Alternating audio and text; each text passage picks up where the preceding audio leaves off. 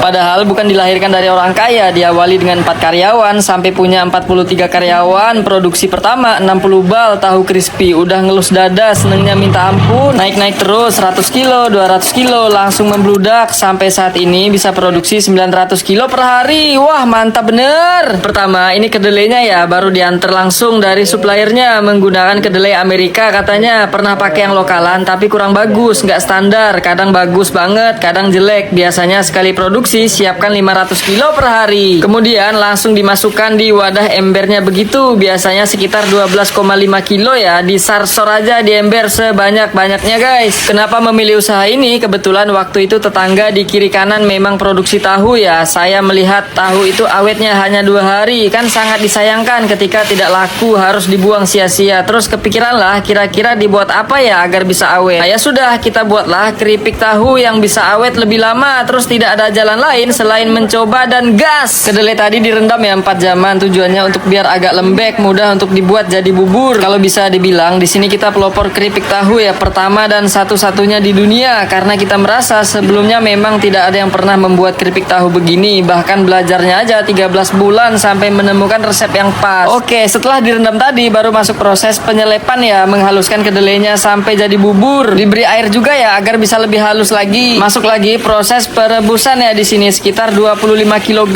direbus sekitar 1 sampai 2 jaman sampai mendidih aja sambil diaduk-aduk ya, dengan pikiran yang tenang pastinya. Soalnya kalau banyak pikiran bisa ambiar juga ini adonannya guys. Memasarkan awal kita itu dibawa keliling keluar kota, ke Solo, Purworejo, Semarang, dibawa sampel keripik tahunya. Bagi mereka yang mau nanti kita kirim gitu. Terus sama tinggal nomor HP juga, banyak menerima, ada juga yang nolak, tapi karena sudah terbiasa ditolak jadi udah mati rasa aja, yang penting halal. Nah, kalau sudah mendidih kemudian masukkan di wadahnya ini ya, untuk disaring lagi di kain sutra khusus. Fungsinya mengurangi kadar air yang terkandung di dalam. Kalau boleh sedikit cerita, jadi awalnya dibawa keluar kota sekitar 60 bal, keliling sampai mana-mana luar kota. Ketika banyak yang menerima, disitulah terjadi repeat order, di mana orang yang sudah merasakan kembali lagi untuk beli. Akhirnya naik terus 100 kilo, 200 kilo. Kalau saat ini bisa ludes 900 kilo keripik tahu per hari. Oke, kalau di sini sekarang proses menuju ke pengepresan ya. Jadi tahu yang sudah dingin dimasukkan dalam karung gitu. Sekali ngepres gini biasanya 10